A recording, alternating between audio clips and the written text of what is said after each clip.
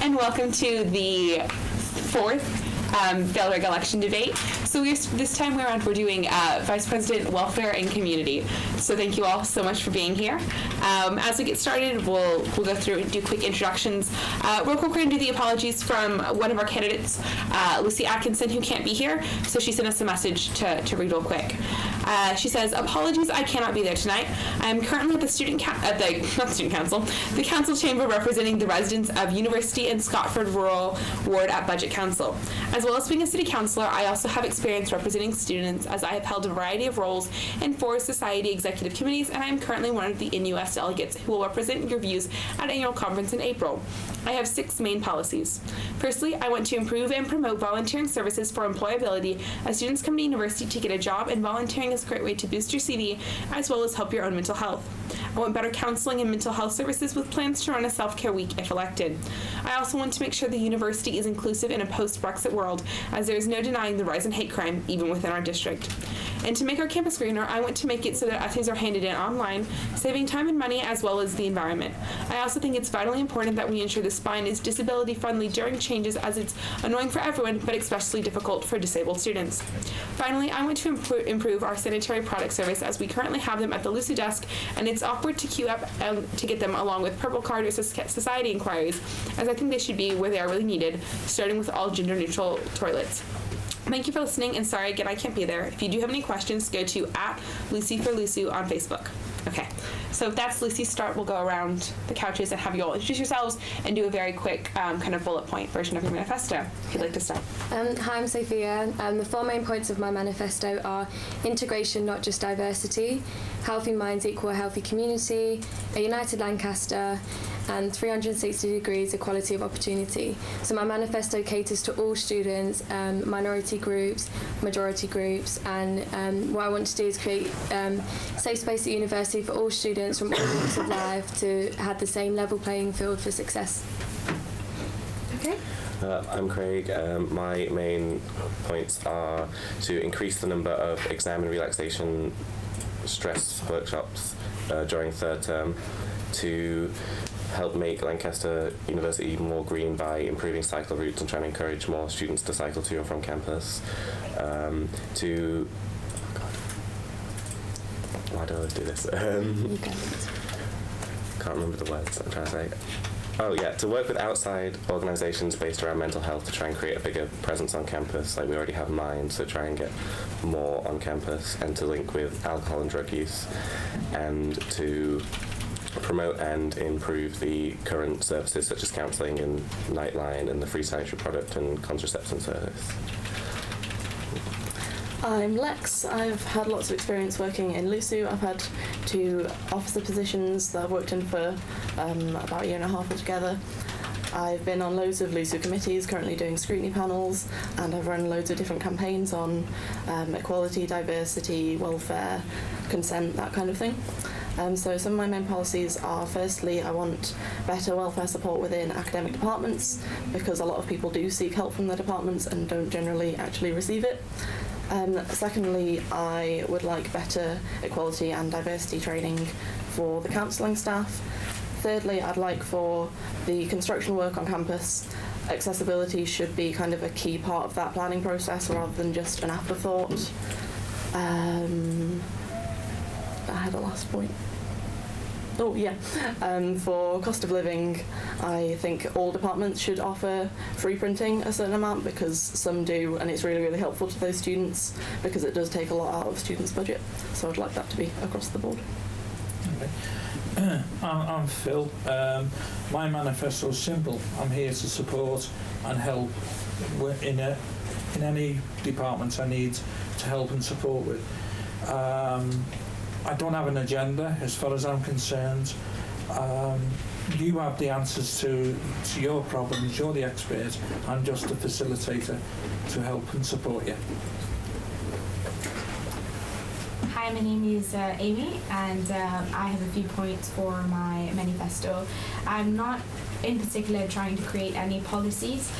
The only thing that I am asking for is for integration, and it for international students and also postgraduate students.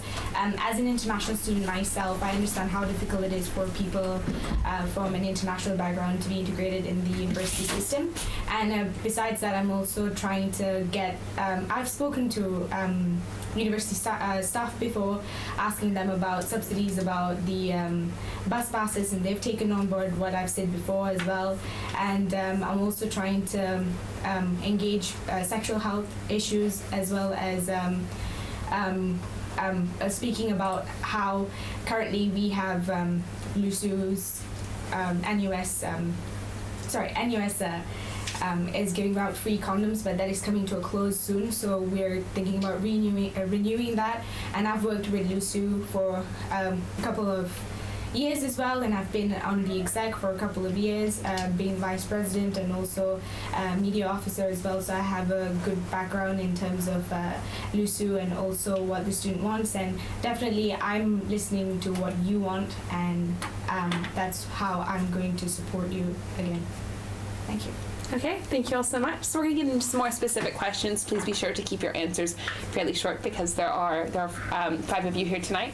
So my first question for you is, if you can make one immediate policy change to how mental health is handled on campus, what would it be? If you'd like to start.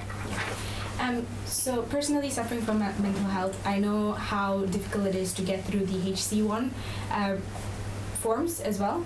So I think if people actually, the HC1 forms is basically something that you can fill in to get your prescriptions for free. And a lot of times, a lot of students don't know about it, and so they end up paying £8.40 for each time they get the prescriptions. And so that's the first thing I'll try to target. And also the campus infirmary, we need to work with them, to liaise with them, to explain to them what they need to do when a student comes in. Okay, wonderful.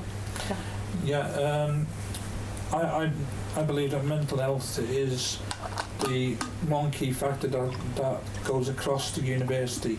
It's not down to gender. It's not down to anything. It's just purely and simply a condition that a lot of people have. We need to talk about it more. And if I were elected, I would champion that it is talked about more, and it is accepted just in the same way a broken arm or a broken leg is accepted. How would you do that, as far as policy when it comes to the Students' Union? By being honest and open, and I mean, I have mental health, physical health issues as well, but as far as I'm concerned, we have to all be honest, and asking for help is the beginning, and we need to be open and accessible to everybody on campus, no matter whether it's students, staff, or anybody. It's one of them things that we still is a taboo, and it needs to be stopped. Okay, Lex. I would like extensions and mitigating circumstances to be easier to access, because if someone is struggling with mental health problems, they've not been able to attend an exam or complete an essay on time, and they need support with that, they shouldn't have to go through the extra struggle of trying to get a doctor's note and all that kind of thing, and it is a long process and costs a lot of money. So I think we should be a lot more open about actually supporting students when they need that extra help, that extra time to complete deadlines and stuff. Okay. I think I would go for probably the more promotion side of the services on campus, because there are quite a few. I think a lot of people know about the counselling service, and because of that there is a long wait for it, but there are other services as well, such as Nightline, which I think could be really helpful for a lot of people who don't necessarily want to have to wait to talk to someone, they just want someone to listen to them. I think that would be helpful to sort of promote that and make that more aware of across the uni, and sort of make people aware of that there's also other organisations outside of the university that'll be able to help, and they could go and talk to their GP and things like that, because I think a lot of people don't think that they can talk to their doctor about things like that. So I think it's more the only solution is to go to counselling, and I think there's a lot of other things that could help a lot of people as well. Specifically on Nightline, though, one of the concerns that come up is that students who are very briefly trained. How do you think Nightline can be supportive of students with mental health issues, as well as supporting the students who are on the phone who have no formal training in even listening, because you do have to respond at some point?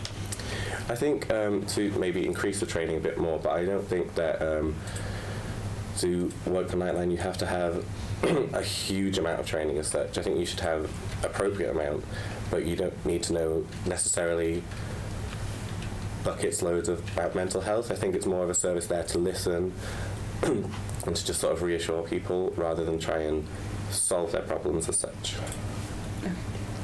So for me, one of the main points of my manifesto is 360 degrees of what's the word? Inclusivity. Yeah, so basically levelling the playing field, so that includes students with mental health issues. So one of the points of my manifesto is when it comes to exams, having different arrangements for example, students with anxiety. So having suffered that myself, I know that when I get to do exams for other reasons in a separate room, it really helps to calm myself down for my nerves. And I know a lot of students that have had to resit exams, had to leave at the rest of the year and come back again the next year to continue their studies, just due to their mental health issues. So I think I'd work with the university more on making allowances for students like that, because it's not fair for them to have to spend many more years and much more money to try and complete their degree. And whilst people might think that's perhaps out of LUSU's realm, because it is with the university departments, so with a lot of things that I've tackled, such as the curriculum, why is my curriculum white, haven't been afraid to deal with the university higher up than LUSU. So I would be working closely with them and using my connections from previous campaigns and stuff. Okay. So something that comes up in many of the manifestos that have been put out is accessibility on the spine currently. Due to the construction, there are many points on the spine that are not accessible, routes are longer. What is one way that you think that the union can actually impact that? We'll start on this side and go back across. That the union can impact it? Yes, can actually impact the day-to-day accessibility of the spine. I think, so through iLancaster, so most people have that app. I know you do get updates on there, but perhaps the university could contact directly via email as well for students with disabilities and make it more... So perhaps if they have more of a long-term strategy in place, so for example, if they know in a few weeks' time they're going to switch the route again, let students know beforehand, and then make allowances for those students to make it more accessible, so that students don't just turn up on campus one day and get a notification the same day and have to refigure out how they're going to get around campus, because A, that obviously affects their accessibility, and B, they may end up late for class, etc., which obviously wasn't conducive to good learning either. Yeah, I agree with what Sophia said. I think we need to work closely with the university, so the union knows exactly what is going to happen and when it's going to happen, so they can plan ahead of time accessible routes rather than just sort of finding out that this building's happening tomorrow. You need to go and put up some signs somewhere to direct someone somewhere else. I think that the union should be working with the disability service to make sure that all disabilities are being supported with getting around campus, because a lot of the diversions rely on maps, and blind students can't read maps, so this doesn't help them in any way. So I think just kind of contacting more students and finding out how specifically they would like to receive that information and how that would be helpful to them. Yeah, again, it's down to communication.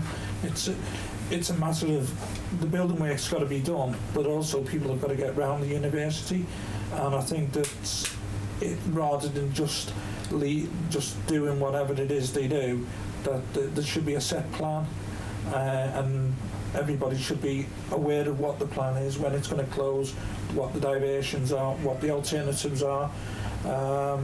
And more people on the ground to help people. It's okay giving someone a map and saying, make your way around, but if you can't read that map, then that's pretty much useless. Having people on the ground, walking around, who can help you around would be the way forward. I agree with all the points that's been made, but I also think one of the major reasons why this happened in the first place was because of the management. And they already planned this, and the university already planned this earlier, but then there was a lot of issues with the management. And so I think even if they just put in ramps, that is going to be really helpful, because we have quite a number of staircases going up the colleges, buildings, things like that. If you just put a ramp, that would make it so much easier for people to go through, rather than going around and around different buildings, which you don't even have to go around in order to access a certain area. I think the best thing that I can say is add a ramp, and also, as pointed out before, having things like communications. Okay. Something that comes up both in all of manifestos and currently in a number of conversations across campus is both the increase in fees, but also accessibility and kind of help for lower income students. How do you think the union itself should tackle national issues such as the increase in fees? There's been years and years of protesting against increasing fees. So what do you think the union can do right now that is different and effective to work on addressing an increase in fees? Sophia? Yep. So since it's going to take probably years to actually effect a change in terms of reducing the fees, might even take a new political party being in power perhaps. So what the university can do in the meantime to help students from low-income backgrounds. So for example, I'm from a low-income background, and had it not been for the maintenance grant and a bursary that I received from the university, chances are I probably wouldn't have even been able to have gone to higher education, and especially to a master's level, which I also received scholarships for. So I think what the university can do is make all the avenues of funding a lot more transparent. So for example, some colleges have postgraduate funds that they give to students that have finished. A lot of students don't know about that. They could actually potentially try and drive down the cost of living, such as the shops on campus. Some of them are actually quite expensive, and they could be subsidised since they are on campus, and even in town, and things such as the gym, stuff like that students use a lot, because that could be a way to counteract it whilst working on the bigger picture of driving down prices. How are those examples available for the students' union? So both the availability of bursaries and grants are all through the university, as well as the cost of living. Those are not things that the union can control. How could the union make a difference there? Well, since the union is part of the university in terms of it being a voice for students, I think it's very imperative that they work with the people higher up in the university on these issues. So I think there is quite a lot of gaps between like colleges, for example, and through all the levels. So I think if they worked with the people higher up, the people that can make these decisions, then I think over time they might be able to. How is that different than what's been currently done? That's a good question. How is it different? There's always been conversations between the union, who don't want fees to rise, with university management, and there is limited student representation on all levels of university management. Yeah. So what's different about your plan here? What can be done? I guess perhaps one way around it is fostering more of a sense of community with the students here and those off campus as well. In terms of the businesses out there as well. So I know that they have the purple card, for example, but perhaps they could be, so for some students that are from very low income backgrounds, they might not even consider buying the purple card. So one person £10 might seem not too bad at all, but to some students they might think, well, this is the difference between me affording food for a week and not. So perhaps if there was other ways that we could work with businesses off campus and on campus as well, so not just relying solely on the university who are the ones driving up the fees in the first place, but also branching out to the wider community. Okay. Craig, how do you think the union should address the increase in fees and the accessibility for lower income students? I think for the accessibility, it should be there should be a focus on the cost of living. I mean, particularly on campus, it's quite expensive. If you don't, venture into town to do your shopping and stuff, it's quite expensive. And I think with the purple card, they could try and make the discounts a bit more relevant. Like, obviously the discounts are great, but obviously a lot of students don't really want 10% off at the Plough. A lot of them want 10% off in Central, where they're spending like actual meals for the week rather than like a day out. So I think that's like quite a big thing. And also like you have things like the edible campus, things like that. So if you could expand on that and maybe, make people more aware of like the eco hub where you can get free eggs and things like that. So that's like a more money saving things, and just trying to make people more sort of aware about how they can save money on campus and try and provide more opportunities for them to do so. Okay. I think there are kind of two sides of it. On the fees themselves, it should be focusing about specific goals to lobby the university about, because the chances of us convincing the university to not raise fees at all are slim. So focusing on, for example, LUSU is currently doing Freeze the Fees, which means not increasing fees for students who are already here.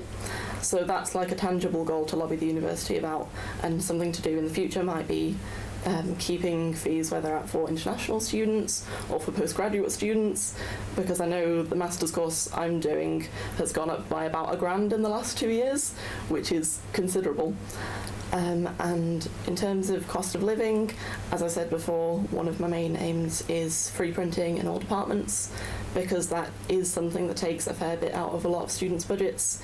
Quite often it's a weekly thing if you have to print things out for seminars, and particularly for FAS, if you've got long essays, that's very expensive. So I think that does make a tangible difference. I think hard questions have got to be asked about the fees and whether they should go up or shouldn't go up. I also believe that the Students' Union should be looking at the bursaries that are available around, telling future students that they're there, explaining to them what they need to do, explain to them how to apply for them and support them, so that the money that is there can be used for the students, because I have heard of people not knowing that there are bursaries out there for them, and they obviously don't go for them. So I think as Student Union, we've got to fight on two levels. One is the universities have got to start justifying why they raise year on year the charges, and secondly, informed all new students about the bursaries and how to apply for them, and really push that there are help out there, and just to push it forward. On your first point, though, while we can question the university consistently as to why they would raise fees, what can a students' union do to question that outside of simply ask?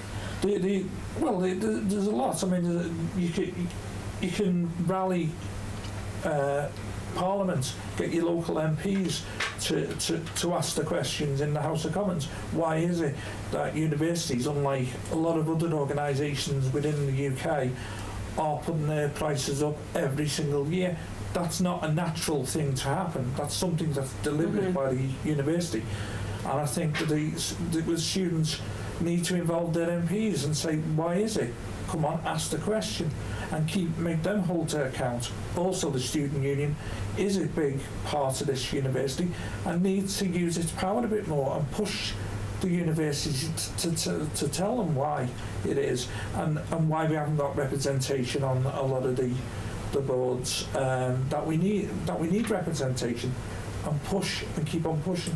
Unless we ask the questions, they're not going to answer the questions.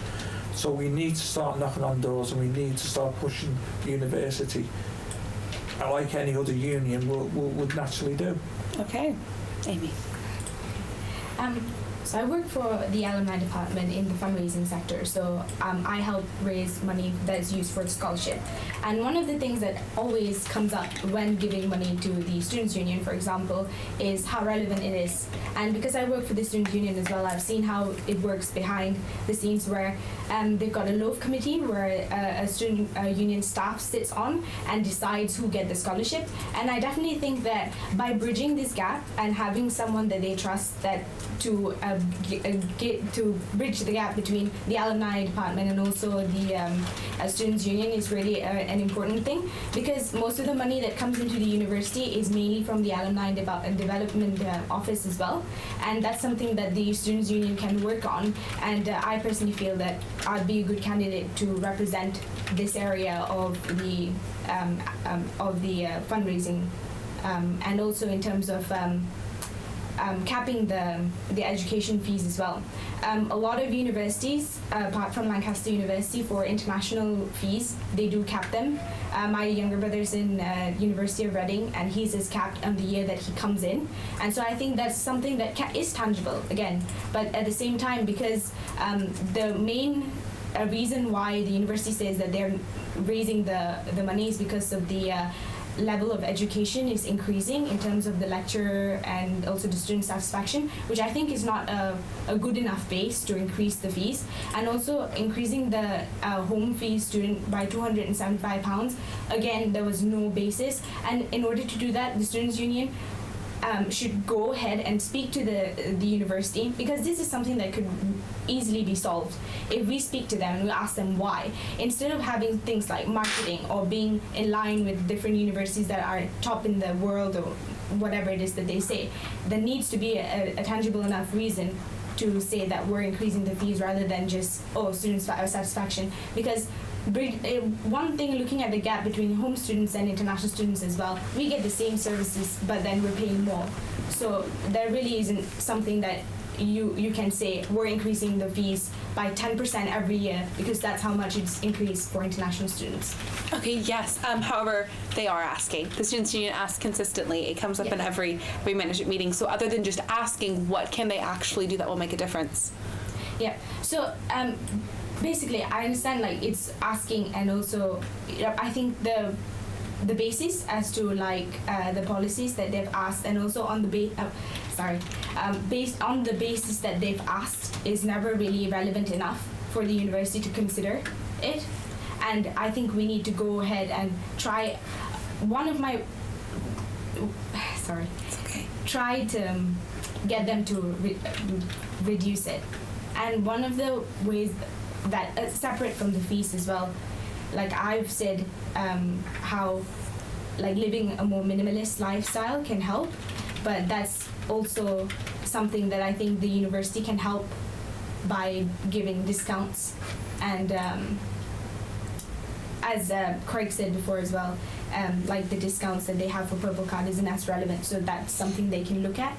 And in terms of the bursaries that are given, again, the alumni department give these bursaries, and if they were able to pitch their like a case that's strong enough, then that can be used to increase the number of bursaries basically for the university, even if the university says I can't stop the fees increase, stuff like that. Okay, so a number of you have said that you would lobby the university. Can you describe to me in practical terms what lobbying the university looks like? Who would like to start? A couple of you. Many of you mentioned questioning the university or lobbying them. What does that look like? I think it can take a lot of different forms depending on what it is you are aiming for. I think the starting point should always be where we do have student union officers in meetings, actually bring it up there. And, a fair bit of the time that does actually work, that does make progress. If that doesn't work, then it's a more kind of campaigning basis, student campaigns, protests, that kind of thing, which do get the university's attention and then make them more likely to listen when it's next brought up in a meeting. Okay. The university has a set of directors that run the university, and they're questioned. So I think one of the main things that we can do is we can get people right up there speaking to them. There has been little representation in that area in terms of the Students' Union involvement, and I think that's something that we could go into. And also in terms of lobbying the university, as you said before, I think it's not only through that way, it's also speaking to like different organizations that could potentially help, like the like NUS possibly, and also sorry, it just slipped my mind, and also I know this would seem kind of radical, but taking over the university house is actually something that the university always says, we want to stop people from going in there. But why are you trying to stop people from going in there when, it's like you don't want us to be heard? Yeah. You mentioned increasing representation on higher ed boards. We have some of the highest student representation on council and senate of universities of our kind. However, it's still about 4 students on senate. How do you think we can work to get more student voice in those high ed meetings? I think the union asks often. Yeah. One thing is that we have the jury panel and like the students' jury? Yeah. Okay. Yeah. So sorry. No, it's fine. Just Yeah. clarifying. Yeah. So the student jury and also like the panel boards as well, and that's something that I think collectively they can sit into meetings. For example, well, they can not sit in the meetings, but then what I mean is like you have a meeting where you bring everybody there, like the directors and all, to listen to them. Are you saying to bring the university directors to student union meetings? Yeah. Okay. Yeah, because I think we go to them, but they don't really come to us as often as we go to them. And that's something that I think should be increased. You should, if this university does care about the students, I think they should bring themselves to a place as well. We have a saying in Malaysia. We always say like, if you're a leader, you have to come down to the commoners, and like this is what I think should happen. And I'll lobby in that perspective, asking them to come, inviting them to show that we want you to listen to us. Not only by going up to the university house, taking over and being like, oh, listen to us, but also telling them we want a common ground, so come to us, speak to us, and listen to all of us, because that's just not one person. There's more than 4 people involved in it. Okay, when it comes to things like taking over the university house, well, that's not a particularly violent protest. That is a very aggressive form of protest, and while it's happened in the past, it had long-term effects on the relationship between the union and the university. Where do you think the line is on protesting at that level? That's not something the union can actively choose to do. There are a lot of rules against protests now. And one thing to point out is that the student union were never the ones who actually went to take over the university house. It was always students, but students are members of the union, which is why the university looks negatively at the students' union. But then it's not a representation per se by the students' union. It is by everybody. So it's telling the whole student body, not only the people working at. So is this organized by the students' union, or are you suggesting this is a form that's not organized by the students' union? I'm saying that it can be something that, if radical enough, we can do. But the students' union could organize a protest of that scale? No, as in like encourage people to do it. Is that not organizing? Well, sorry. Yeah. Okay. Context of word, sorry. That's fine. So but that the students' union should take that level of active political stance. And also, because I think in terms of aggressiveness, I don't think you're like throwing or breaking things, as long as it's not a violent form of taking over the university house. I think that is fine, in my opinion. Okay. Yeah. Changing topics to some of the other issues that fall under welfare and community. It's an incredibly broad remit of responsibilities. However, many of them come into things such as you end up running campaigns around all of these different ideas. Can you all tell us a little bit about campaigns that you've run in the past, and the impact of those that is tangible or can be seen on campus? We'll start again with Sophia. So in my first couple years of university, I wasn't really that involved with a lot of things on campus. I was just kind of a bystander, as it were. And then as I got older, I become more woke, so I kind of realised more about how society works and things like that. So then I decided I wanted to make a change and brought in Why Is My Curriculum White to the university. So first of all, it was started by NUS, and it was about decolonising and dismantling the colonial stronghold that persists over education systems, not just in this country, but it happens in many other countries. I know there's protests in South Africa and in Australia as well. So first of all, I didn't really know where to start with it. It was quite a big political thing to take on. But I would say it was mixed responses. Unfortunately, it did show quite an ugly side to Lancaster. There was a lot of racism that came out of it. I was personally... people said things to me, the very horrible things, such as that I was causing racism and things like that, just ignorance. But from the departmental point of view, it shows that actually a lot of lecturers had shared a lot of ideas that I had about broadening the scope of authors and academics and stuff that we get to read in class, and the people that we look at, moving it away from the typical middle class white man. thing. But their departments didn't even listen to them either. So when we go about talking to departments, some departments don't even want to listen to their own staff members. It's only once the students actually start getting riled up, and we had quite a few of us talking to these departments, did they actually start to respond. Some responded more positively than others. But just to contextualise, I had a teacher in the history department from Greece, and he said he felt like an ethnic minority in Lancaster. So just to contextualise that, I think 0.4% of all lecturers in the UK are black, and I think just a couple more are Asian, and the rest white. So I also ran. So I started a social enterprise called One Love Radio. So it was to give a voice to BME students on campus, because when I first joined, you could probably count how many you'd see in a day on your hands. And now I run an event called Black Excellence that started last October for Black History Month, and this year we have another event in May, which is incorporating a lot of minority societies. We're hopefully getting Vice Chancellor down, and we're working with the people higher up in the university to give more academic representation for students and careers opportunities for minorities. Okay, these were brilliant, but these are also very education-based campaigns. Can you explain why you've chosen to run for welfare when your experience and passions are very much around representation within education?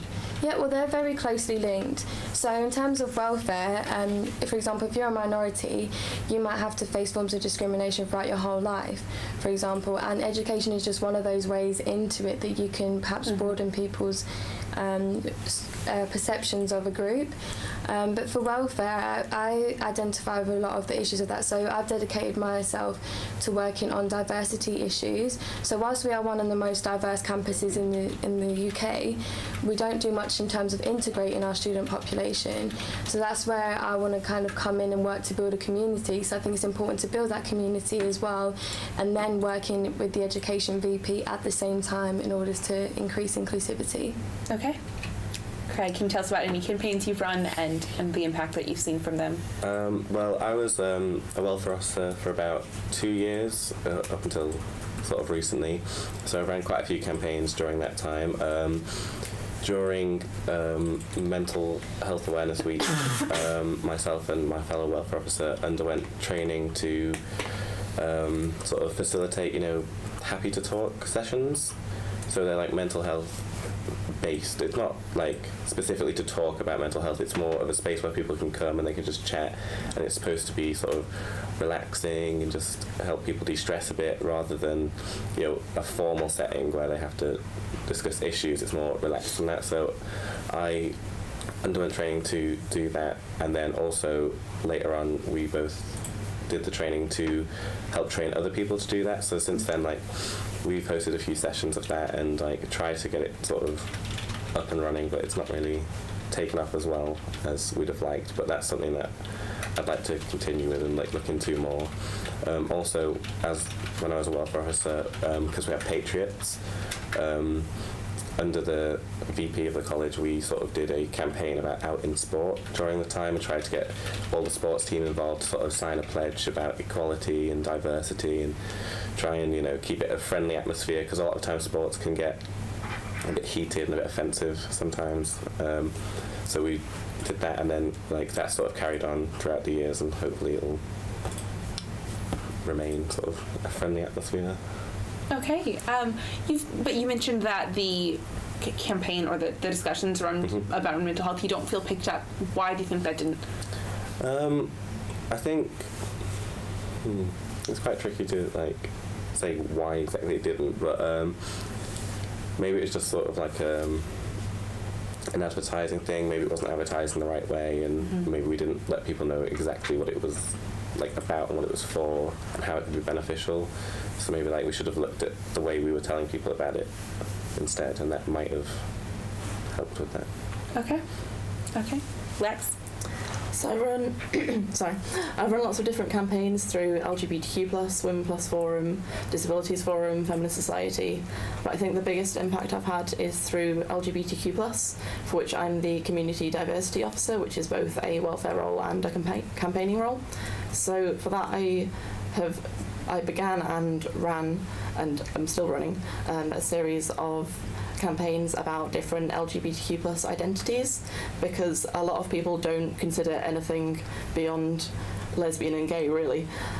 So I've done bi and pan awareness, I've done asexual awareness. I didn't lead the trans awareness ones because I didn't want to be doing that as a cis person, but I supported that. Asexual Awareness Week was 3 years running, aromanticism, polyamory. So I've done 7 altogether. And I've had lots of different people telling me that they've seen posters for that, been to the workshop. We've put information online, and I also think that people who do identify as those identities have engaged a lot more in the past few years because of that, and that is really great to see, and they're on our committee a lot now and getting more involved with LUSU in general because we are a LUSU subcommittee, so I'm really proud of doing all of that. Okay. I'm involved in the Dementia Hub, which is led by Lancaster University, and we've only been going since September, but I was able to support a number of people to get council tax reductions and backdate them over many years, because under regulations, if someone has dementia, then they're exempt from the council tax, but the council never tell them this. And when we started the hub, I went as their benefit advisor, and we hold it each month.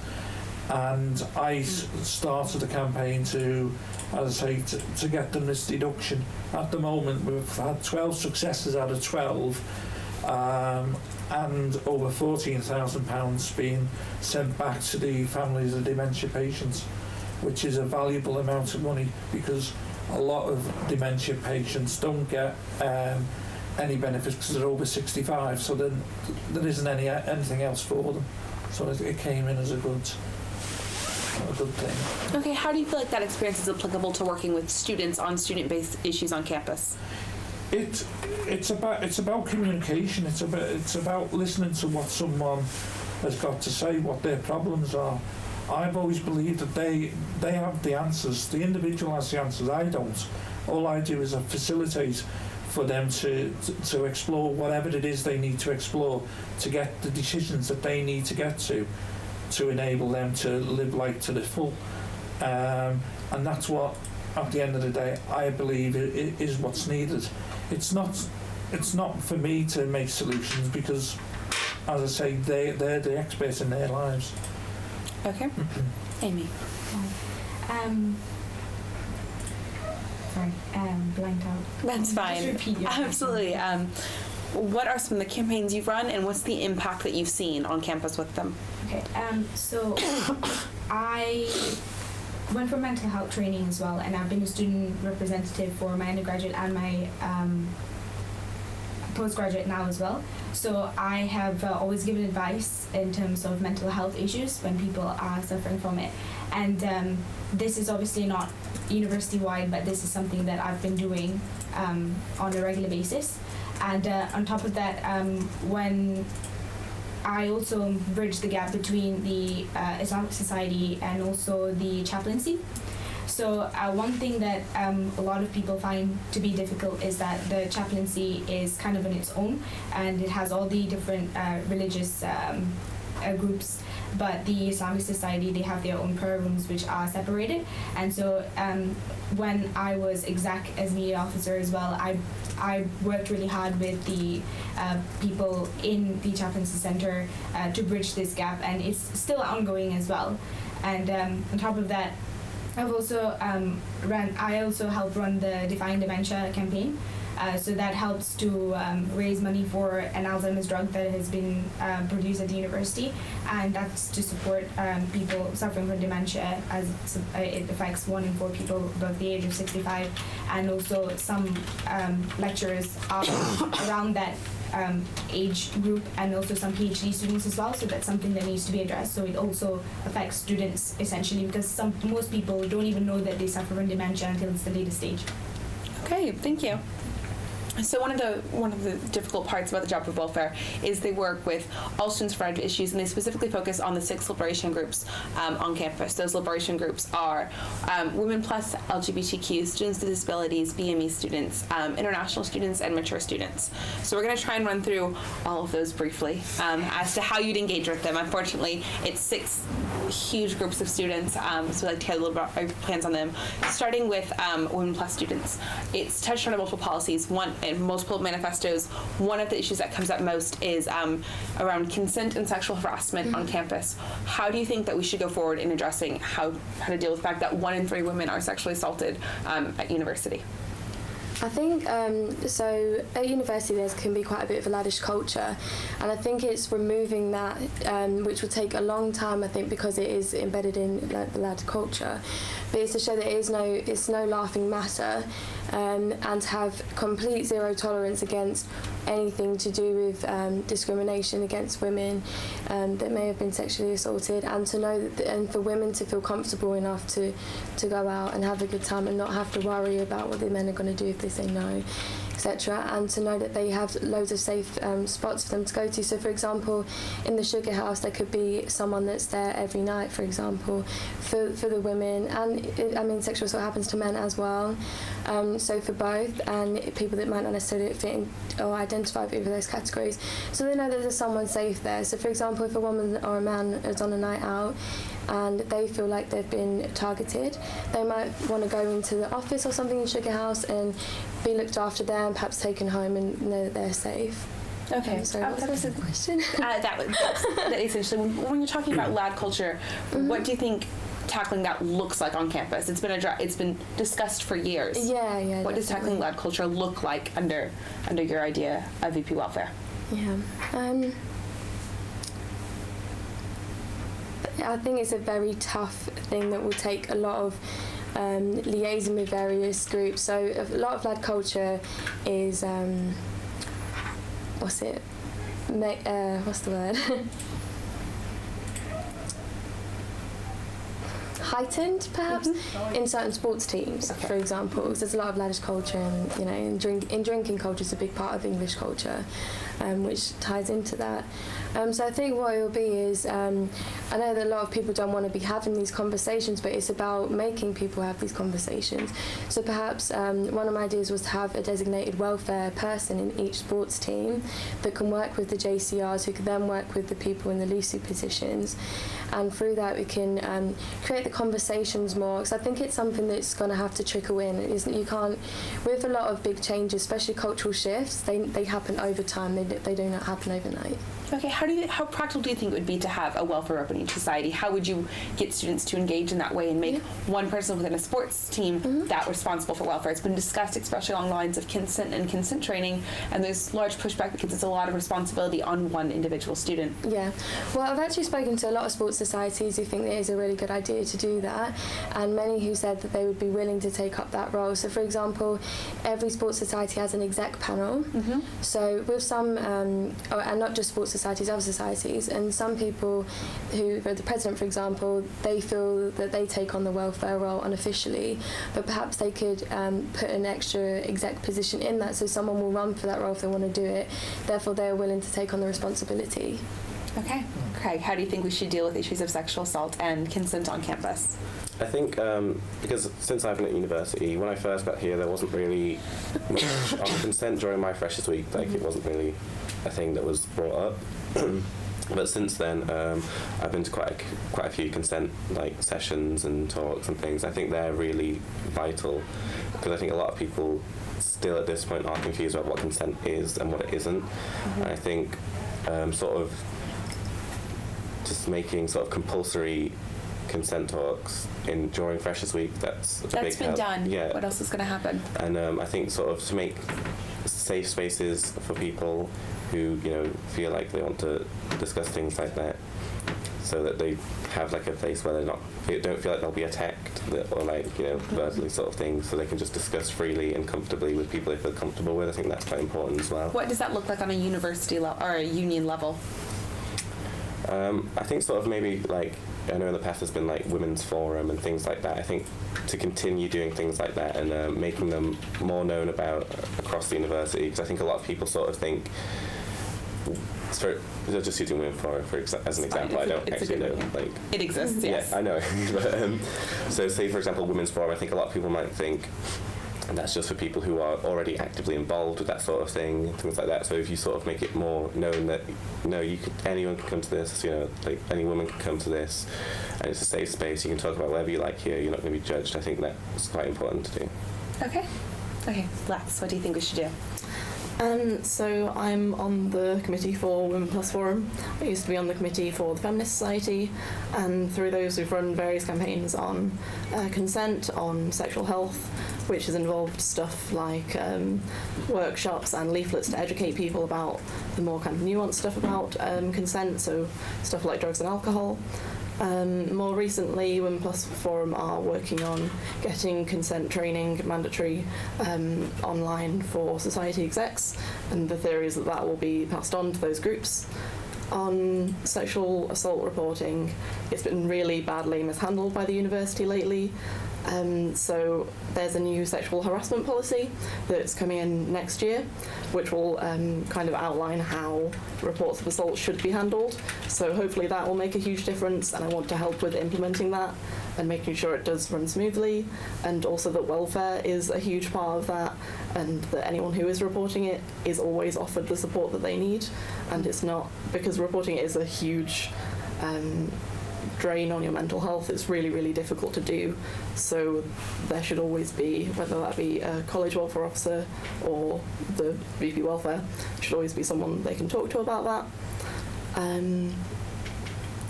What was my last point?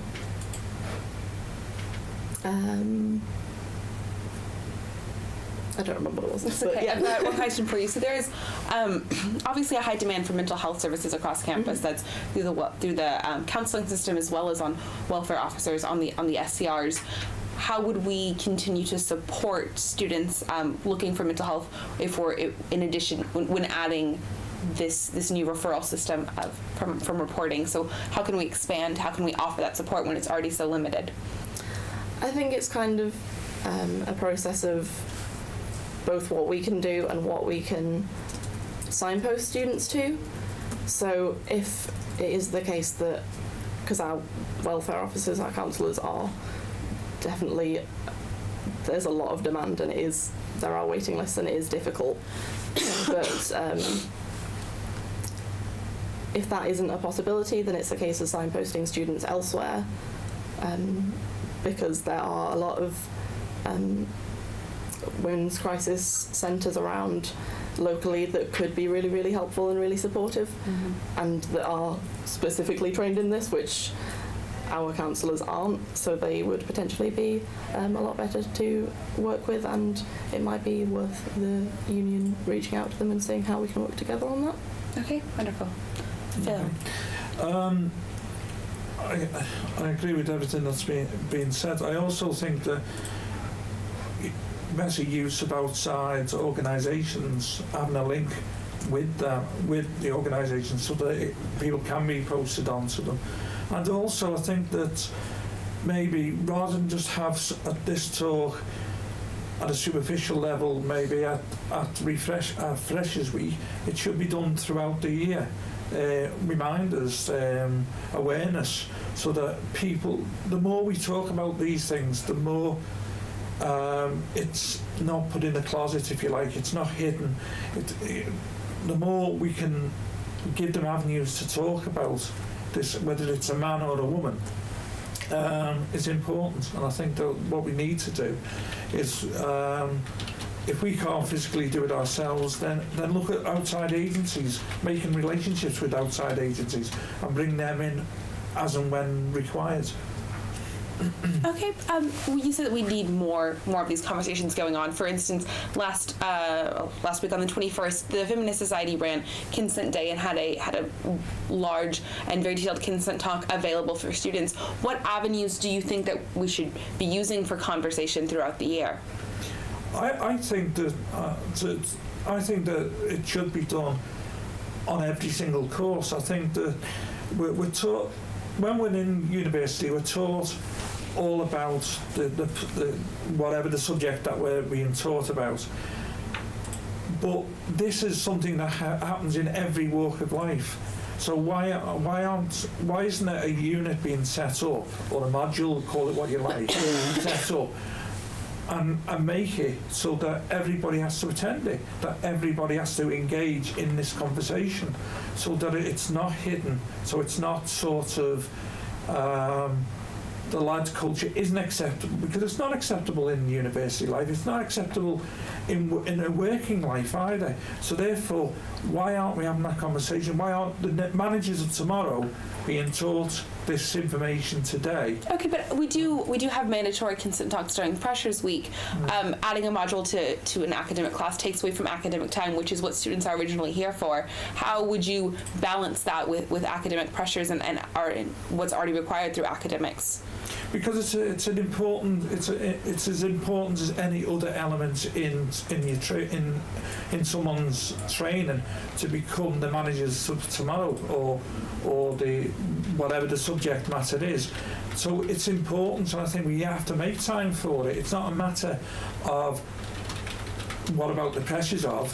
Let's make time for it, and let's have the conversations that need to be had, but across the year, not just Freshers Week, because there's so much going on. So this would be a year-long class around these issues. Yeah, and it could be it could be a wide.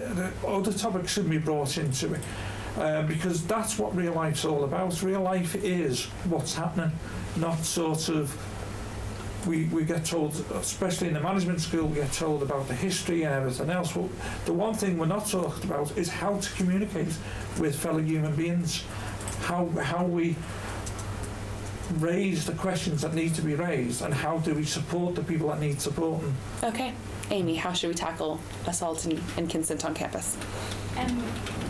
First thing is that when I was in my first year, we had an Easy A Tiger campaign. So that was trying to tell people that make sure that you're not too drunk. Remember the night. That's what I think the tagline was, if I remember it right. Remember the night, like don't forget yesterday, kind of thing.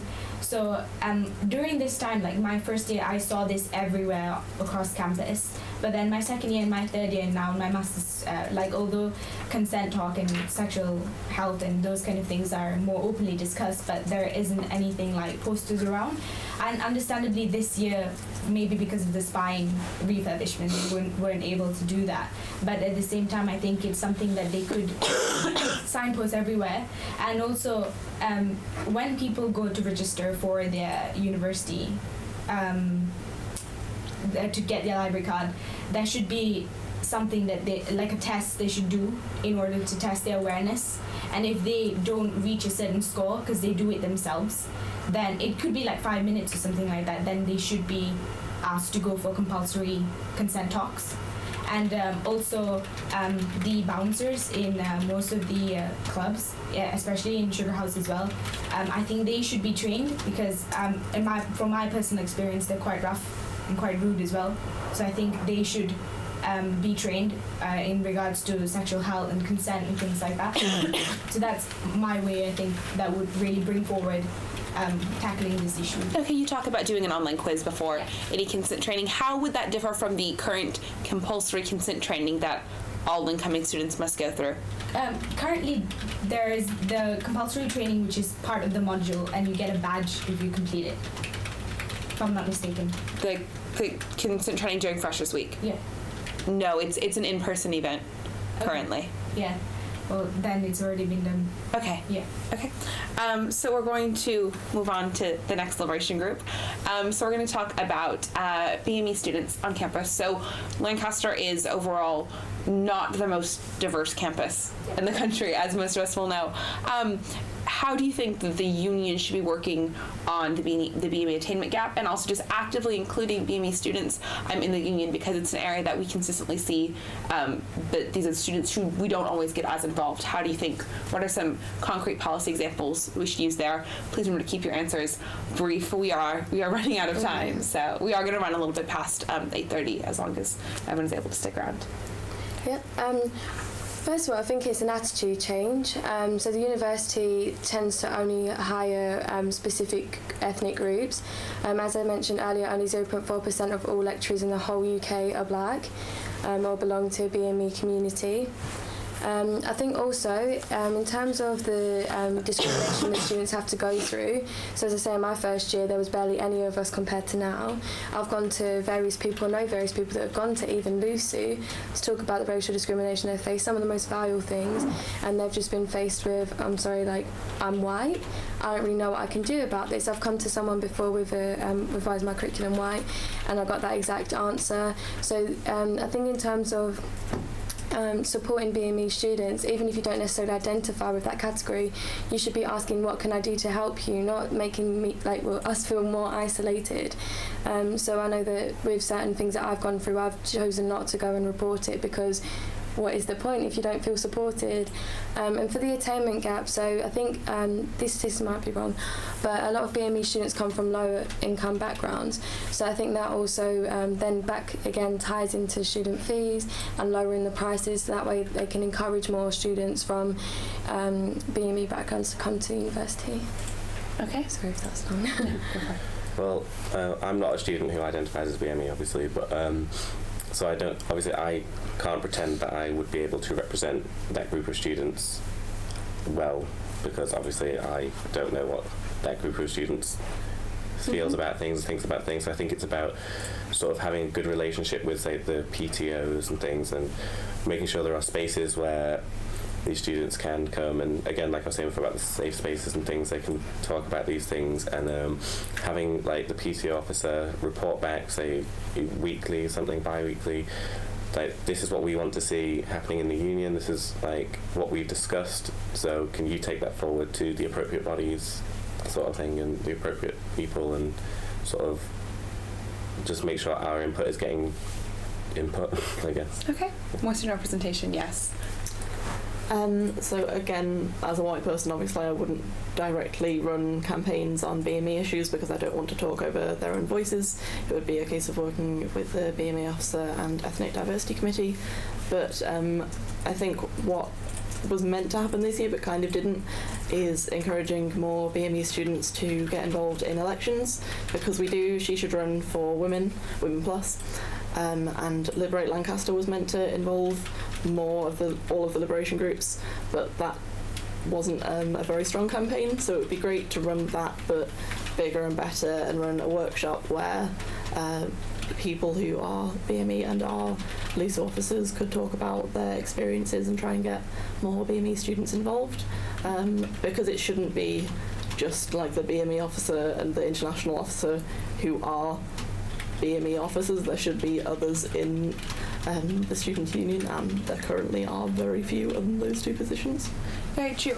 Question when it comes to about running these campaigns. One of the reasons that the campaign around getting more students to run was still only was actively run as She Should Run was the lack of time that part-time officers had to put into it. There are students who are quite busy. How do you think that the union can support those kinds of movements without running them themselves when the part-time officers themselves are unable to find the time to run them?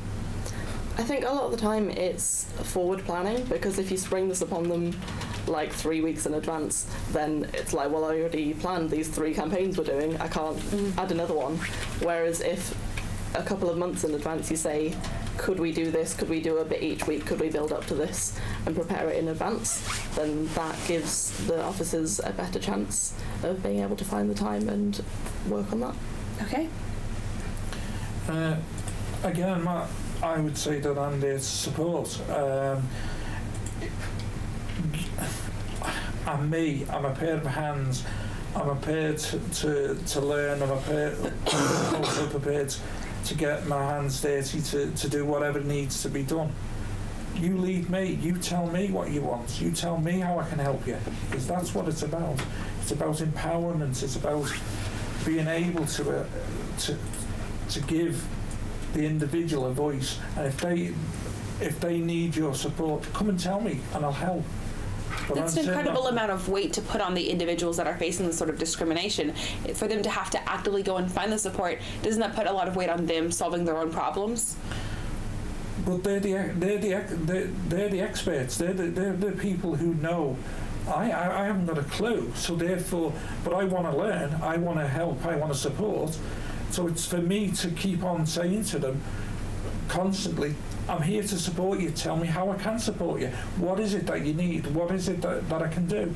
Because not one of us here has all the answers to all the questions, but what we have got is the ability to support, and that's what it's about. It's about them finding the proper solutions for them. Because I don't know. I'm not an expert. I'm experienced, but I'm not an expert. Okay. Amy? Being from an ethnic minority, I understand the difficulty and the challenges that people face every day.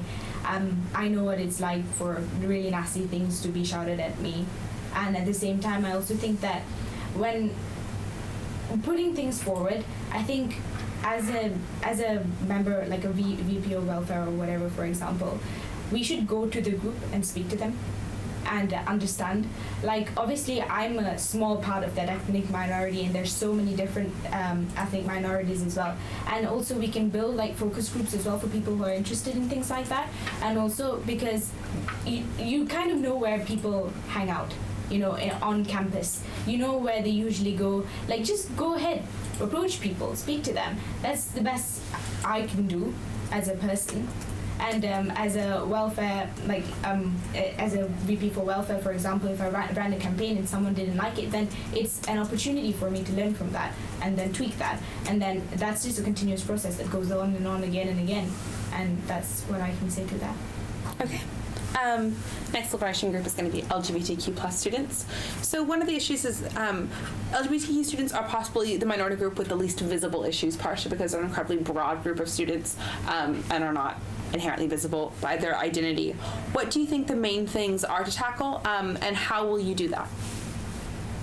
Start with me? Yes. Okay. I guess, so I was actually talking to the LGBTQ plus group today, and... One moment. I will clarify, this question was sent in by LGBTQ plus Association, just Okay, yeah, so I was talking to them today, and so we brought up the pronoun campaign that they ran last year, which got a lot of backlash from people that weren't willing to accept this group, I suppose.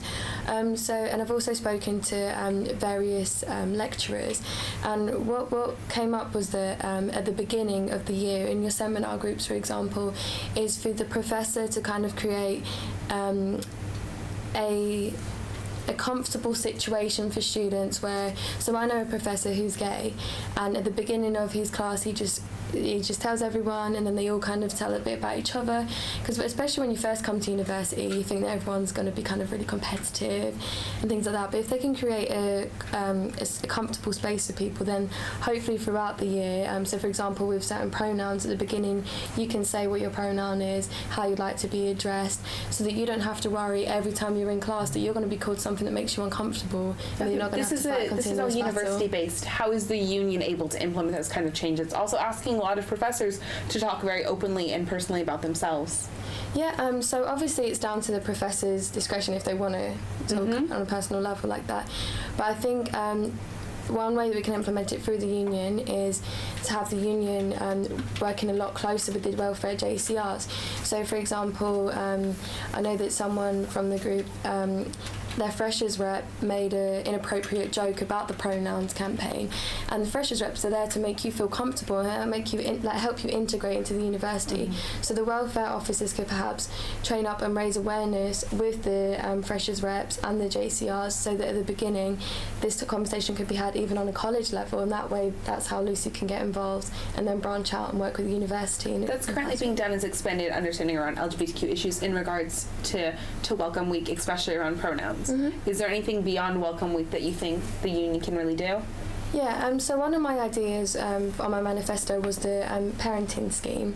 So I know that other universities such as Cambridge and Oxford do it. So it's like an extended version of freshers repping. So some freshers reps after the first week, they just disappear and then kind of leave students to get on with it. But perhaps if they could continue fostering a relationship with students and they continue building on that, building a community, hopefully over time people will get to learn a wealth of other people's experiences and hopefully be more willing to accept people's differences and help the university to integrate overall. Okay. Craig, what do you think the biggest issues facing that we can address when it comes to LGBTQ students? I think like what Lex was saying before about how she ran campaigns about all the different kinds of identities that people have, I think that's great. That's something that needs to continue, because I think a lot of people aren't really aware that, you know, anything beyond the LG really, and occasionally B. In my first year, I thought I didn't particularly find the LGBTQ plus group that approachable. When I was a first year, I didn't really want to get involved with it because I don't know, I felt a bit intimidated by it. I think because I was just a little baby back then. I wasn't quite sure what was going on, and these people are all so confident and they're all friends with each other. And I think it can be quite intimidating to join a new sort of group like that, especially with something that can be such a sensitive topic. So I think it's come a long way since then. It is much more approachable. I think trying to make people more aware that there are so many different identities, and there's this group here that everyone here is sort of in the same boat, but they're not at the same time, but you can go in and you'll be fine, and just join this group with people if you want to. And it's basically... How is it different than the work that the LGBTQ plus association is already doing? Well, I guess it's not. I mean, it's just sort of continuing that. I guess I think they're doing sort of quite a good job at the moment, so I don't really have huge criticisms for them. I think, sort of continue it and elaborate on it, and that'll be hopefully beneficial. Okay, Lex. So with LGBTQ plus campaigns, quite often trans students get neglected, and one of the big issues that they are facing is in sport.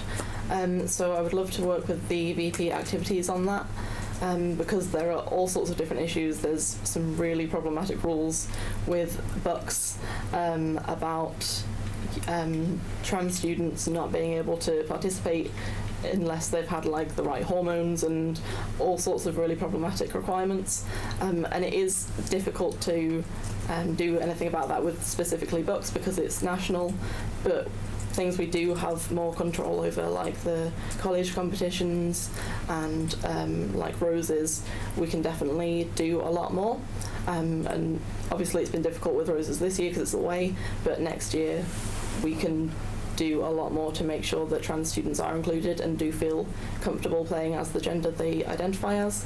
And I also think for non-binary students it would be great to promote some of these sports that are gender neutral, that they could get involved with without having to identify as a binary gender, so they could actually participate in sports. Okay, when it comes to trans inclusion in Roses, in the past with last year with women's basketball, and even this year, there has been active work done within the Roses committee actively ignoring the BUCS rules, and the system is it's a case-by-case essentially decision around letting students play, and this year they were happy to allow a student to play in bar sports who's a trans student.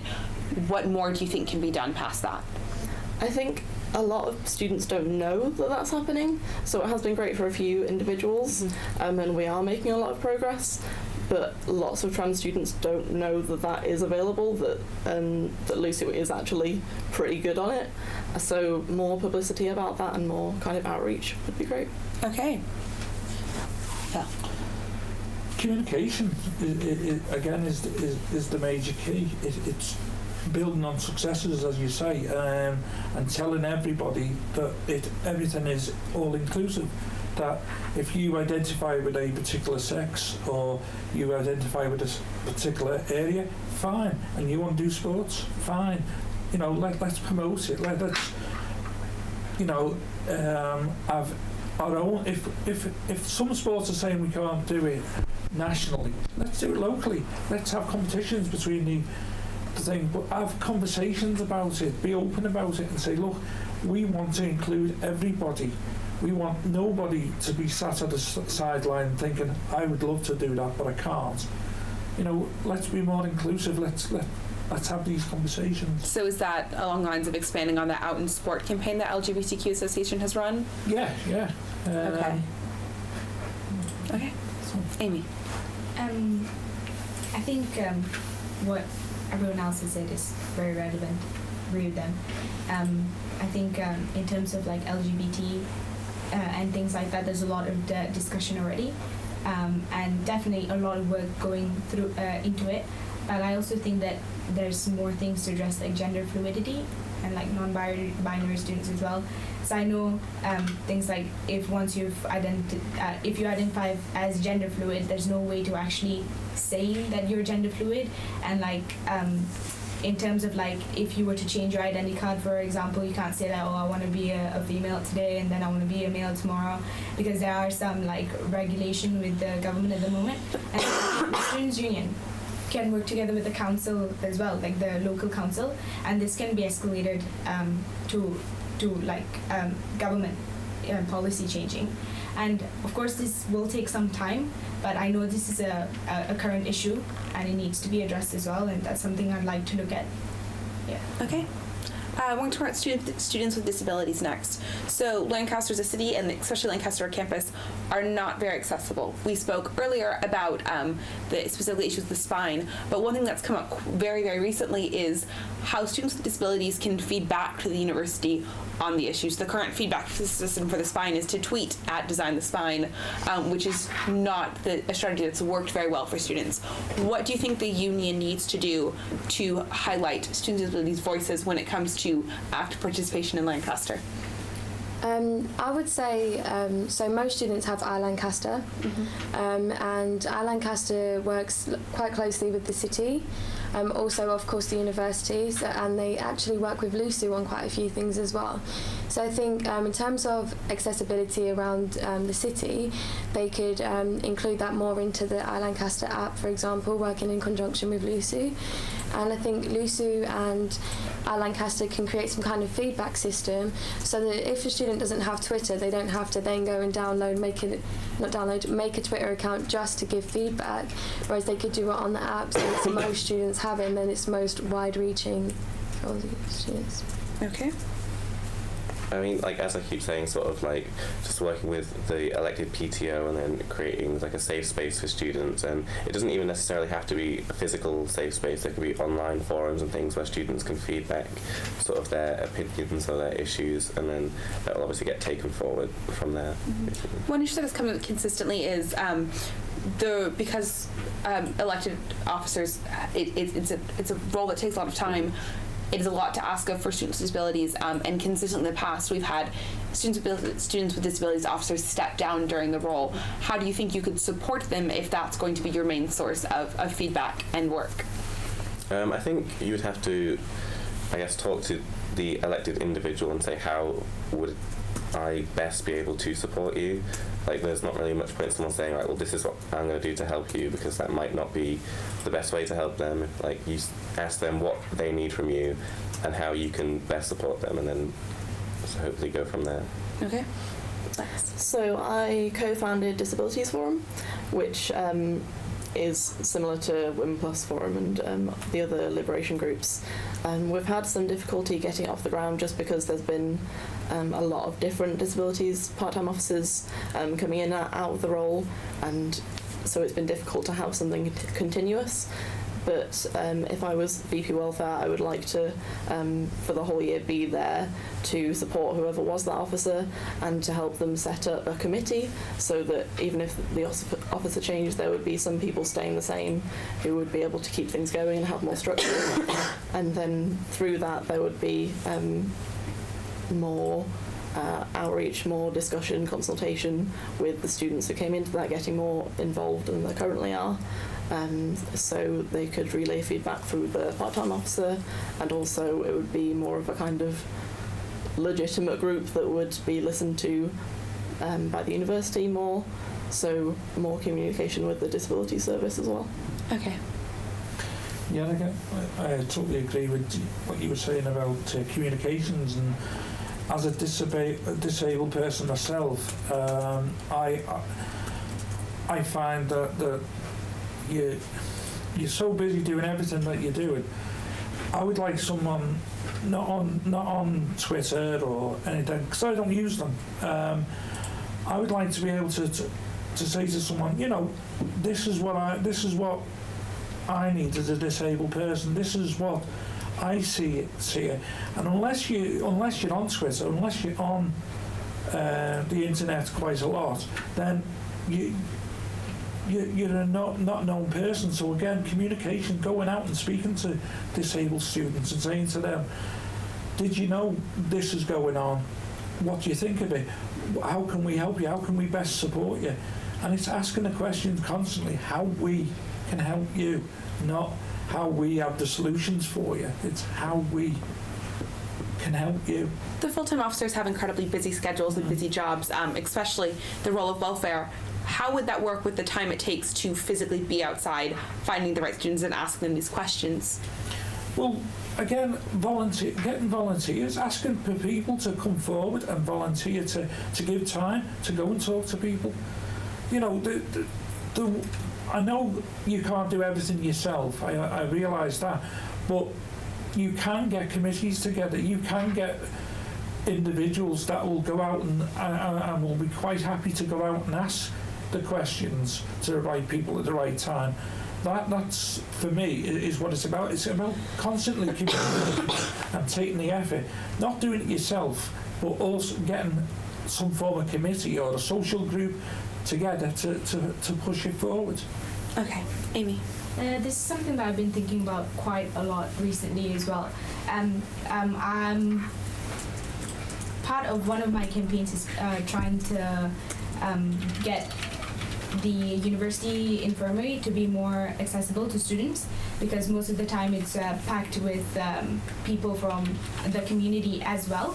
So one of the things that I was thinking is that having like disability students to come in and having set questions that they are happy to provide to the students union is a way of collecting information about how they'd like help.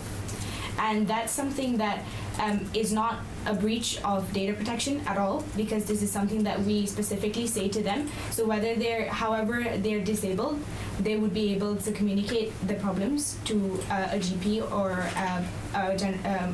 a nurse, who would then feed back to the students union. Okay, that's putting a lot of work on the infirmary itself. How is that practical from a student union standpoint? In terms of the daily checkups that, not daily checkups, but the checkups that they do go to, most disabled students already have some form of communication with the infirmary that they go to. And understandably, maybe it might be at home, but making it like a one-time compulsory thing that is available with just a little bit more staff would be something that would be feasible, perhaps. And also in terms of liaising with business organizations who actually provide the kind of support, such as those people to help you like shop and or do your shop or things like that. So have those people part of what the university advertise to people with disability. Okay.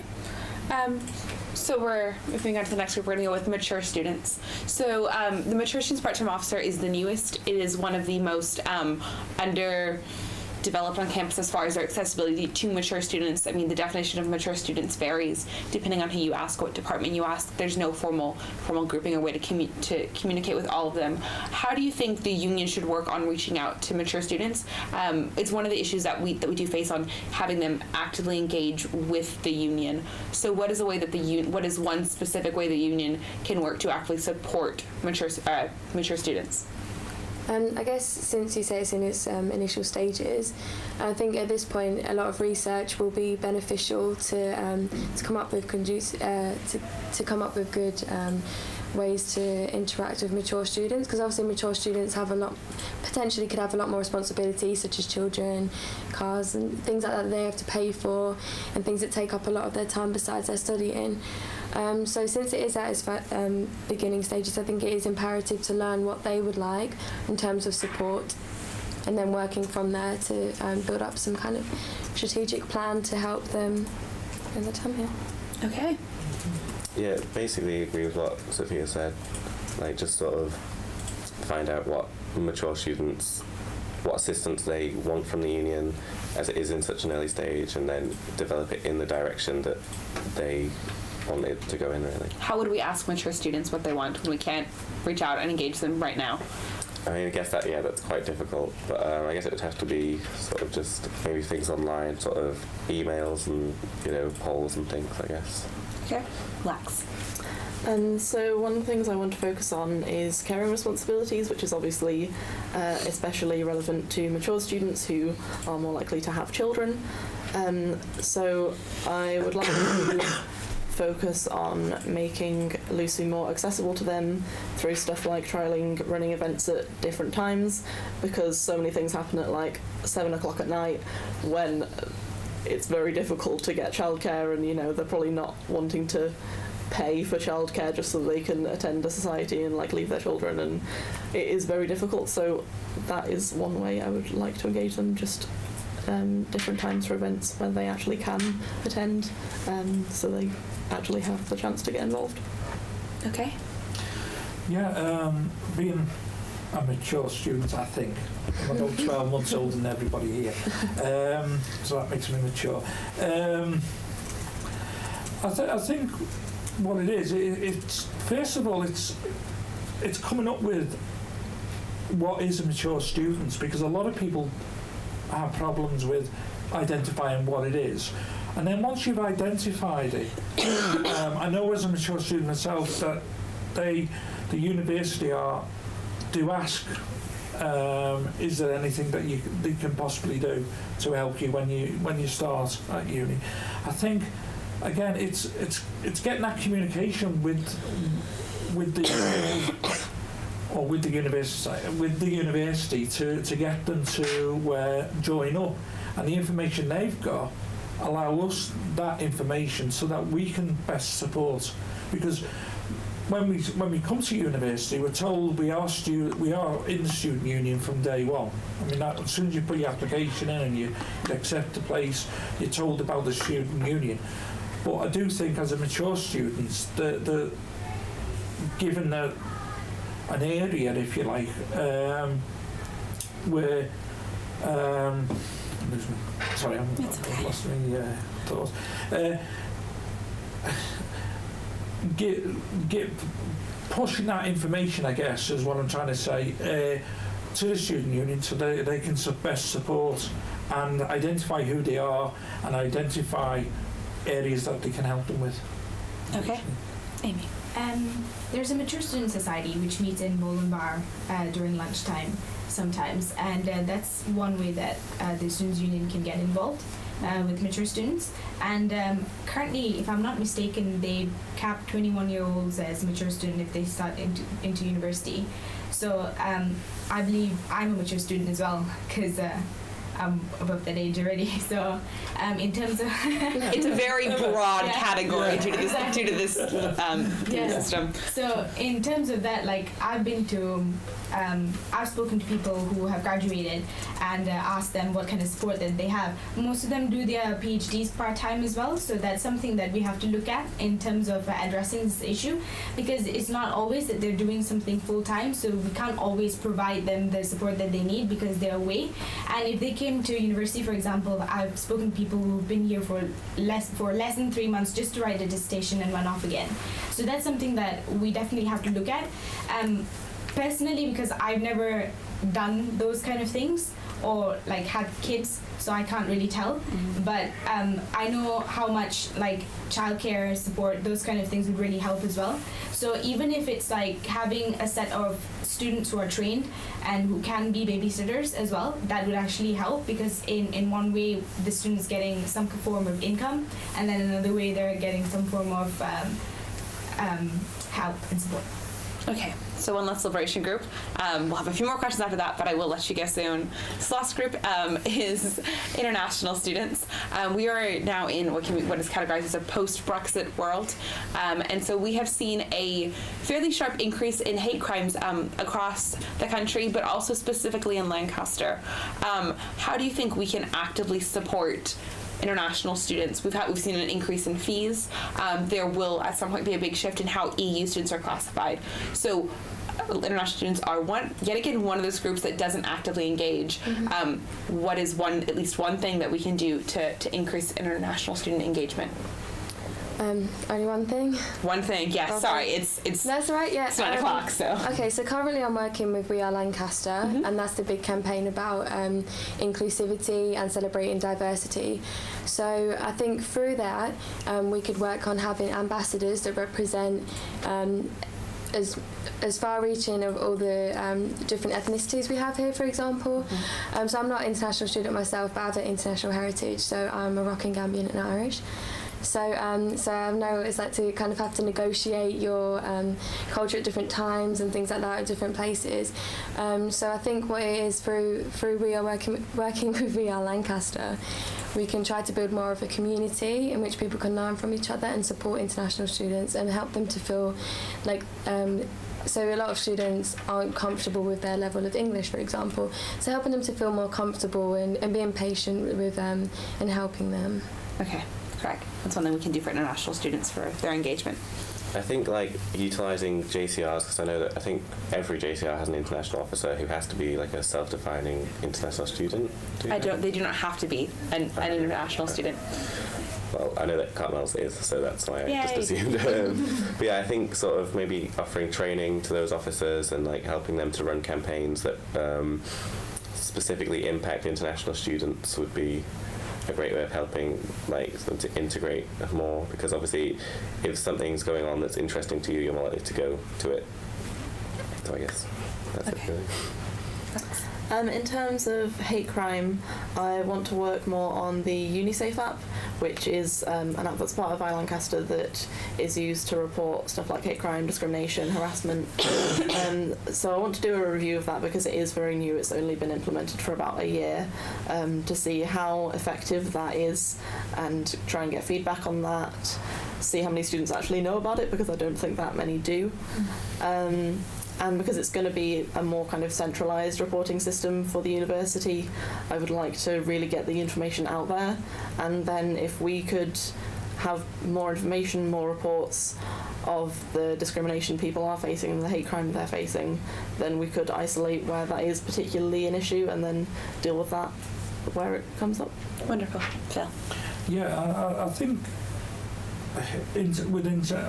especially on my course, there's a huge amount of international, and I find that fantastic, because where else in the world are you going to get 40 people together and be able to take away the richness of different nations and different cultures? I think it's fantastic. But I think the reps for the course could play a valuable role in that as well, because they themselves can harness international relationships, if you like, and be very supportive. The student unions again can play their part in getting them to a point where an international student feels happy to talk about their life at university, even if it's one of these pod things that you can go pod room and just say what you think. But again, the whole course, everybody on the course has to encourage them to be part of, not conform to what we want, but be part and learn from the richness that they provide, because you're not going to get that anywhere else in society, and it's great. As an international student, this is something that I've debated a lot as well. Being on my course in my undergraduate, we had only 6 international students out of all the other home students and European students. And one thing that I think is being done by the university is that they give you an ambassador that you can already support technically from your own country. That's being done already. But I think that's counterproductive, because when you come to a different country, you don't really want to be associated with the same people that you came running away from, for example. Because you want to experience new culture. And I think the main thing that needs to happen is really home students being encouraged to speak to international students. That's something that needs to be done. Also, I'm part of my manifesto as well is to include people like this, and also in terms of the circulars that's going to be sent around before they actually come to the university, it's things like tell me about spotted dick, for example. I don't really care. People don't really use that anymore here. You know what I mean? And these are the very English things that you learn before you come, and maybe telling like catchphrases that are like, you know, before you come to England, like you know, like you okay, for example. When people told me that, I was like, what's wrong with my face? And this is something that needs to, you know, be like spoken about and, you know, sent to us and said, okay, when people say you okay, it doesn't really mean if they're saying you look ill. It just means how are you, but in a British form, you know. So these are the type of things that I've thought about extensively, and also in terms of including other people as well. It's something that we can liaise with the university, because they have an international team that's solely responsible for this. Speak to them, ask them to include these things. The union doesn't have to do it all by themselves. As you said, it's a full-time role. The FTO is going to be really busy, but at the same time, like, if we delegate the roles, it's something that we could make a move forward with. Okay. I have one last question tonight because it was sent in by someone, and then we will let you go. So the question that was sent in was, how do you think the university should tackle, or not the university, how do you think the union should tackle, specifically through the role of VP Welfare, what seems to be a growing drug problem on campus? Okay. Start over here. So I was in Lonsdale my first year before I changed college, but anyway. So I knew, even though I didn't do drugs, but we kind of knew who were the drug dealers. And it's really hard because they come in like dodgy cars with dodgy number plates. And that's something that you can tell the porters about. But I think the awareness is to, like, you know, reporting these kind of things aren't really in place. And you don't really want to report a pizza guy. So... So that's something that, you know, people have to, like, actively look out for. And in terms of, like, campaigning and stuff, I think there are already campaigns out there saying that, you know, drugs are bad for you, those kind of thing. I personally know a few friends that have died from drug overdose and were found in their rooms. And this is something that really means a lot to me, and I'd like to tackle this on a different level, and I'm willing to think more about it as well, because I don't have a direct answer, because I don't think there's ever a direct answer for that question. Okay. I think, I guess, yeah, your point about being vigilant about people that are using on campus, but I think also is to be realistic with it, in the sense that, for example, if a student feels that they've dropped too much of a certain pill and that they're worried, they might be scared to go to their porter because they know they're going to get in trouble afterwards, after they're better. So I think so raising awareness, of course, is always very important, and having talks about the repercussions of different drugs, or the things that go into certain drugs. Like, you might think you're getting one thing, but you might be getting a cocktail of things. So I think, of course, the university has to have some kind of measurements in place to punish students that definitely dealing and students that are taking on property. But I think also to somehow negotiate a way where they can come forward themselves without fear of retribution, and where they can actually resolve their own situations and learn from their mistakes with support. Okay. Yeah. If anyone wants to add anything. Similar to what you said, I think it's not always effective to just tell students not to do drugs, because some of them are, and there's no way to just stop everyone from doing that. So I think it's good to educate students on how they can do that as safely as possible. Stuff like recognising when your friends are maybe having really bad side effects and they do need to go to hospital, because if you're taking a drug for the first time, you might not necessarily know exactly what the effects are and what's normal and what is dangerous. I mean, it's always a bit dangerous, but, you know, what's particularly like an emergency. So more education about that. Okay. Yeah, I was basically just going to say what Lex said. At the end of the day, like, most students here are technically adults, and if they want to do drugs, like, us saying don't do drugs is not going to stop them. So I think you need to educate people about drugs and about their effects and the risks and whatnot. And I seem to remember at one point there was going to be sort of a booklet released about that sort of thing. Not sure if that actually came off or not, so I think that would be something that would be really helpful for students. I think also it's a societal problem, not just a university problem. And I think we need to have closer links with agencies from out. We don't need to reinvent the wheel every time. I think sometimes it's just as well to use what's already out there to support people. And as you say, not to judge them. Yeah. If they're using, find out why they're using, where the support they can get, whether it's on campus or off campus. As for drug dealers, then I always believe that they should be reported. And not to support or to whatever, but that should be a number one priority. But I would say that it's not just a university. It is something to do with the whole country.